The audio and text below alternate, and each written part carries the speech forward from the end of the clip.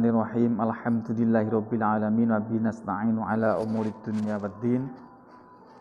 Wassalatu wassalamu ala asyrafil anbiya'i wal mursalin wa ala alihi wa sahbihi ajmain, amma ba'du. Fala haula wala quwwata illa billahil aliyil azim.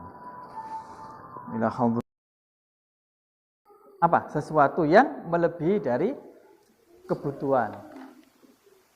Jadi apa sih duniawi? Pokoknya apapun yang sampean konsumsi, sampean pakai, sampean konsumsi, sampean gunakan, tapi lebih dari kebutuhan, itu sudah duniawi. Duniawi itu artinya ya duniawi. Ya seperti contohnya, sampean makan butuhnya kan 1 piring.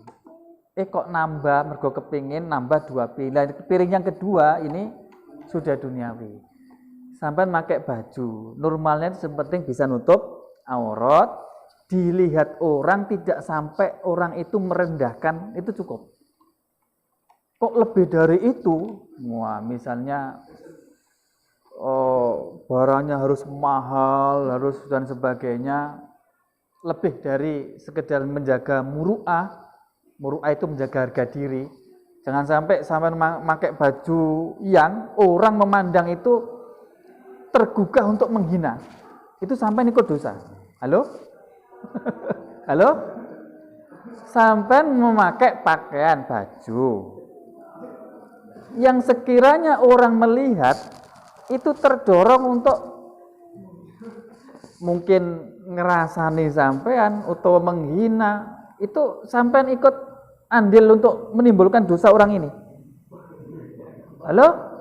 Nah, memakai baju yang bagus, niatnya untuk melindungi orang lain agar tidak terjebak dosa, baik gak ini? Itu baik. Kalau baik yang mengandung pahala. Asalkan niatnya tadi ya, niatnya bagus ya. Untuk melindungi harga diri, melindungi orang lain berbuat maksiat. Itu artinya apa? Artinya begini, kita melihat orang berpakaian mewah, bagus, itu nggak bisa kemudian kita justifikasi, oh itu duniawi. Halo? Karena masih tergantung kepada dorongan niatnya. Ini kayaknya bolak-balik saya karena ini penting ini. Jangan sampai kita memaknani duniawi, harus cinta akhirat, kemudian benci kepada dunia, kemudian hidupnya miskin gitu. Nah, ini pemaknaan yang salah. Nah, duniawi tadi itu yang lebih dari kebutuhan, sekalipun itu halal, itu ada hisabnya. Halo? Ada hisabnya. Jadi begini, kira-kira gambarnya begini. Urusan dunia yang hanya mencukupi kebutuhan itu termasuk ibadah. Dan nanti hisabnya itu ringan, bisa jadi nggak ada hisabnya. Artinya sampai nggak usah ditakoni baju sampai terkondi untuk apa. Besok kan gini, semua yang kita miliki itu akan ditanya, didapatkan dari mana dan digunakan untuk apa. Ya kan? Semuanya itu. Lah kalau barang yang kita gunakan itu barang-barang darurat yang untuk memenuhi kebutuhan primer kita, itu berarti barang itu adalah termasuk barang wajib yang itu adalah akhirat. Bisa jadi gitu-gitu gak usah ditanyakan. Oke? Lah yang ditanyakan detail oleh Gusti Allah itu nanti adalah barang-barang yang melebihi kebutuhan. Nah, dawe ulama apakah Nabi ya, Aukamakol mengatakan al-hisabu minal azab. Hisab atau apa? Pertanyaan dari Gusti Allah tentang harta kita itu adalah bagian dari azab atau dari siksa. Gampangannya begini. Kalau sampean misalnya ditanya, sampean punya HP. Kalau saya interogasi, ayo ini dari mana? Dipakai apa saja, itu kira-kira membebani pikiran sampean enggak? Iya enggak? Nah, pertanyaan seperti itu adalah siksa. Termasuk bagian dari siksa. Coba bayangkan kalau orang kaya raya ditanya detail seperti itu, dia kan tersiksa. Makanya dunia yang banyak melebihi dari kebutuhan dan itu halal, itu saja siksa. Apalagi kalau itu haram. Halo? Yang jelas halalnya ada siksa ini. Nah, karena itulah dalam hadis kan orang kaya, orang miskin sama-sama masuk surga. Itu duluan orang miskin daripada orang kaya. Kemungkinan orang kaya urusannya seperti itu. Kalau orang miskin nggak punya harta, masuk sana. Kalau orang kaya ditanya mobilnya 9, yang satu ini dari mana untuk apa ini, terus begitu, akhirnya telat masuk surganya.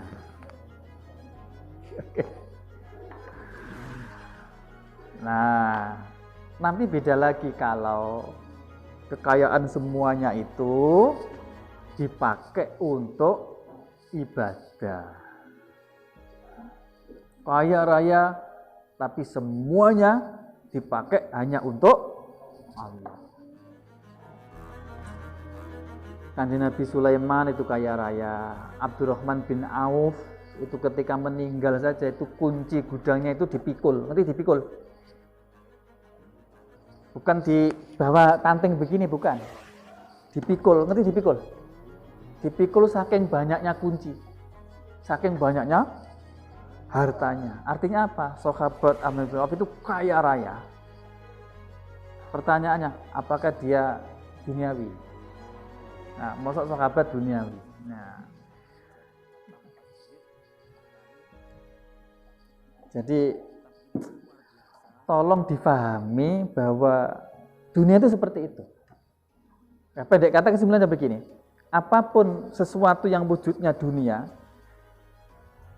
itu kalau diperuntukkan untuk akhirat, maka sesuatu yang wujudnya dunia tadi itu sebetulnya adalah ukhrawi, bukan dunia. Sama dengan amal perbuatan kita, itu. Bisa jadi yang kelihatannya itu duniawi, itu sebetulnya adalah amal ukhrawi.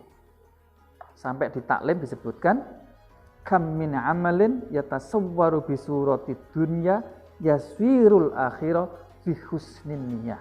Coba nanti cek taklim ya. Begitu banyak amal perbuatan yang lihat lahirnya itu amal duniawi tapi menjadi amal ukhrawi. Karena apa? Bi husnin niyah, karena niatnya yang baik. Contoh, orang ngojek, orang jualan di jalan-jalan itu duniawi apa ukhrawi? Kelihatannya kan duniawi ya. Orang ngojek, orang apa, kelihatannya kan duniawi. Tapi kalau ngojeknya itu atau jualan yang di pinggir-pinggir jalan itu diniatkan untuk mencari maisha. Maisha itu modal kehidupan, untuk nafkah kepada istrinya, membiayai pendidikan anaknya. Maka aktivitas yang kelihatan dunia ini menjadi ukhrawi. Termasuk kekayaan dan seterusnya. Oke. Nah, tadi kembali lagi ke ungkapan ini, tentu yang dimaksud dengan orientasi dunia tadi itu orientasi dunia yang dunia murni, bukan dunia yang untuk akhirat. Tadi kan didahulukan ya, dikatakan bahwa semua perbuatan itu kalau yang dipakai dasar itu dunia, maka akan menimbulkan kejelekan yang tidak bisa dihitung saking banyaknya. Nah, yang dimaksud dunia tadi itu ya pengertian dunia yang tidak untuk akhirat, yang murni dunia. Khawatirnya, yang saya khawatirkan apa? Khawatirkan sampai salah paham terus sampai hidup melarat gara-gara wedi dunia. Jadi bukan begitu. Ya begitu juga boleh, begitu boleh. Asalkan kuat ya, asalkan kuat. Karena begini. Ini tambah penjelasan ya. Dunia itu ibaratnya ular. Ngerti ular? ular. Ular itu kan lembut, halus, warna-warni gitu ya. Indah nggak dilihat?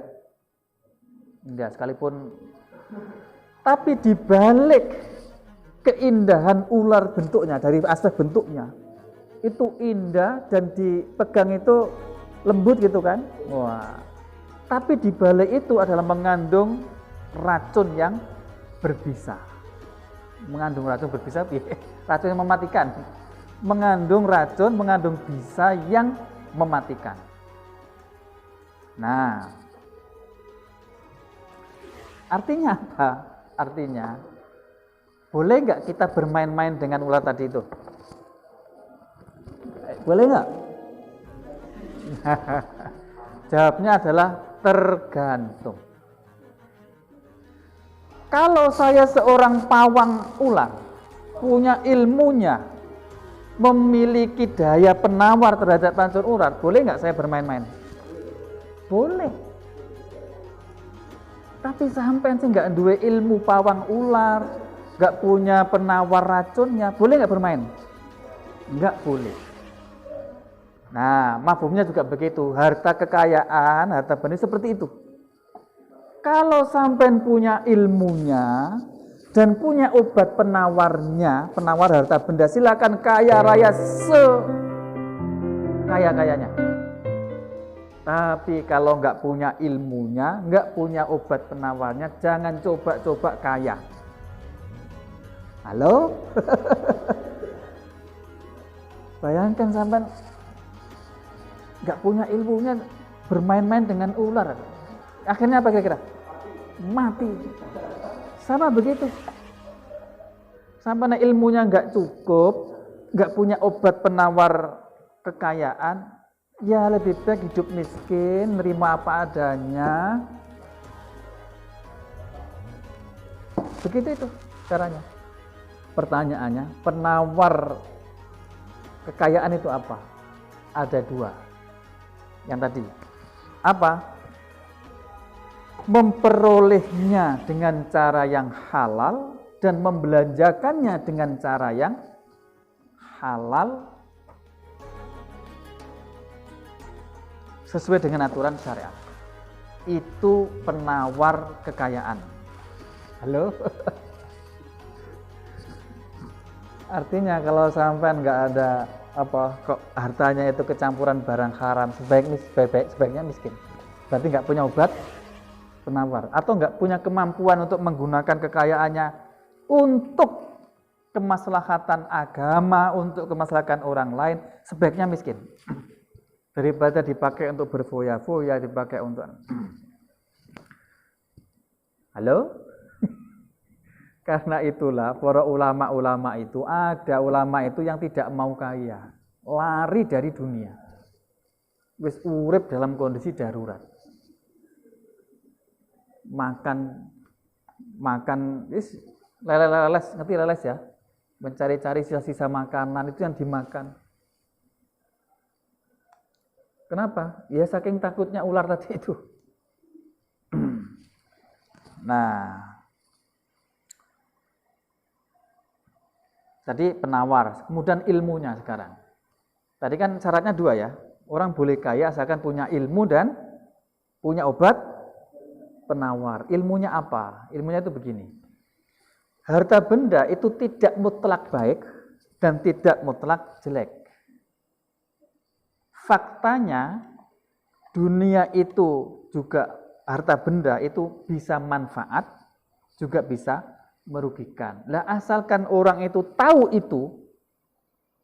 faedahnya apa, manfaatnya apa, madorotnya apa, yang membahayakan apa, dan dia tahu dan dia bisa menjaga diri, berarti dia punya ilmunya. Silakan kaya. Segitu saja. Halo, cukup ya? Segitu saja ilmunya ini.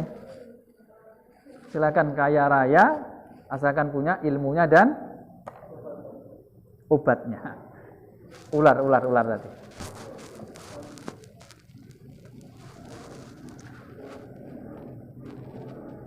Oke. Nah, tapi begini, nggak boleh penjelasan agak panjang ya. Kaya miskin itu ada dua perspektif. Halo? Tapi ini agak tinggi ya, ilmunya agak tinggi ini. Kaya miskin ada dua perspektif. Miskin itu bahasa Arabnya fakir. Kaya itu bahasa Arabnya ghaniyun. Fakir itu artinya butuh. Nah,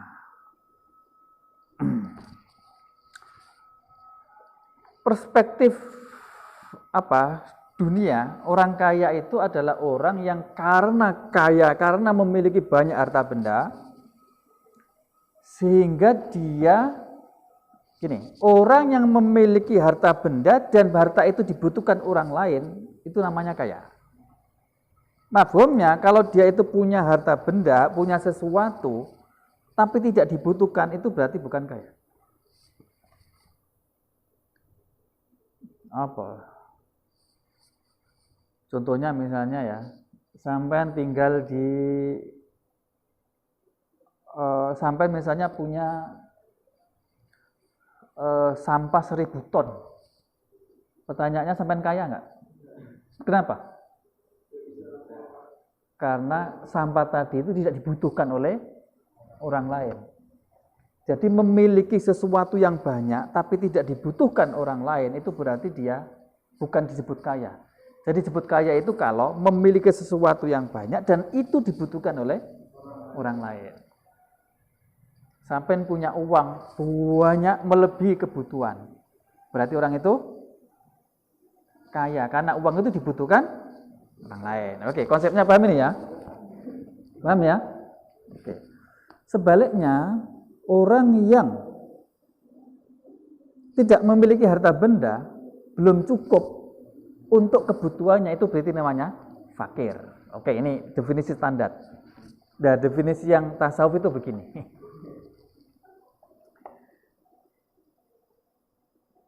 Orang miskin itu adalah orang yang membutuhkan orang lain. Orang yang tidak lagi membutuhkan sesuatu, itu orang yang membutuhkan sesuatu itu namanya miskin atau fakir. Nah, orang yang tidak membutuhkan namanya kaya.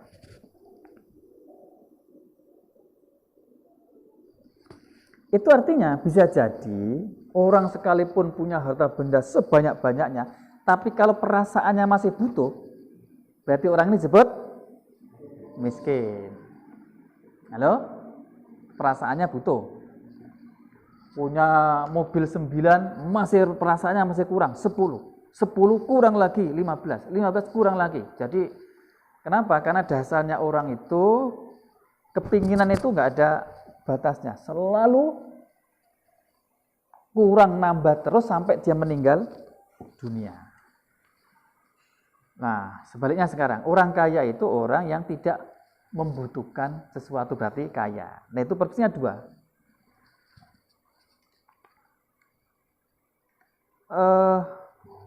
Bisa jadi orang kaya itu karena memang semua kebutuhannya terpenuhi. Satu. Yang kedua, bisa jadi orang kaya itu karena tidak punya kebutuhan. Halo?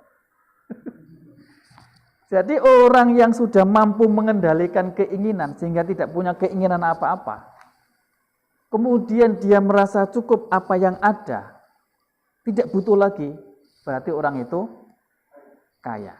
Karena itulah cara menjadi kaya itu ada dua.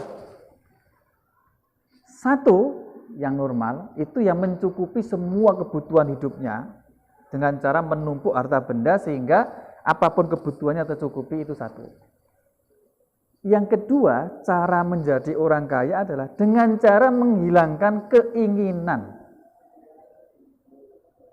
Halo? Maaf nggak ini? Karena itulah para wali itu sekalipun nggak punya apa-apa, tapi hidupnya tenang, nggak butuh apa-apa, wis pokoknya merasa cukup semua. Ini orang kaya, hayat orang kaya ini. Hakikat orang kaya itu orang seperti ini. Orang yang tidak punya keinginan, dia sudah merasa cukup dengan apa yang ada. Nah ini butuh ilmu nih, ilmu tasawufnya harus tinggi. Sehingga orang seperti ini tawakalnya itu, nah silahkan dipilih nanti model kaya yang mana sampean inginkan. Jadi satu, orang kaya itu orang yang semua keinginannya, kebutuhannya tercukupi sehingga tidak butuh lagi. Satu, yang kedua, orang yang karena memang nggak punya keinginan sehingga selalu merasa cukup. Lah hakikat orang kaya itu yang kedua ini. Artinya sepanjang sampai itu sudah menerima diri, merasa cukup, nggak merasa butuh. Kaitan dengan harta ya, itu berarti sampai sudah kaya. Kaya hati. Pada hakikatnya, ini hakikatnya semua selain Allah itu ya, miskin. Miskin dalam arti fakir, fakir dalam arti butuh kepada Allah. Zat yang kaya tidak butuh sama sekali itu ya tetap Gusti Allah.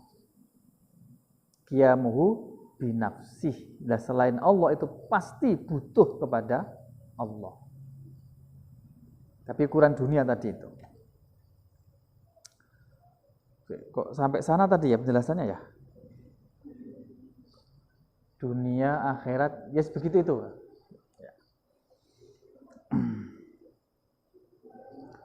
Bismillahirrahmanirrahim. Jadi wal maqalatut tasi'ah, maqalah ke-9. Insyaallah dilanjutkan terus. Ada pertanyaan? Ayo silakan. Gimana? Wow. Sudah tinggi sekali ceritanya.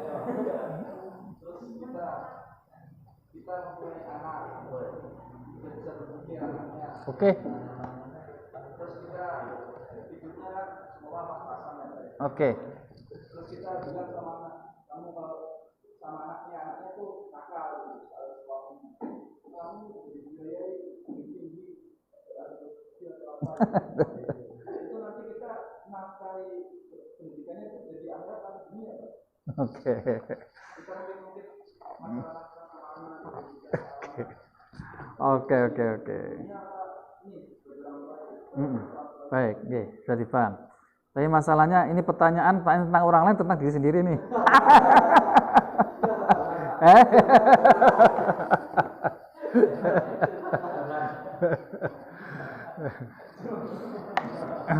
Jadi syariatnya itu. Secara fikih, orang tua itu kan punya kewajiban menafkahi kepada anak, istri. Itu wajib hukumnya. Mafhumnya, kalau sampean bekerja untuk tujuan itu, berarti bekerja. Jadi gini, kalau sampean nggak bisa menafkahi anak dan istri tanpa bekerja, maka bekerjanya tadi itu hukumnya wajib. Halo?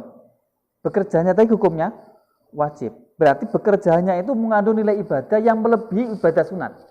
Karena al-wajibu tetap afdhalu minan nafilah.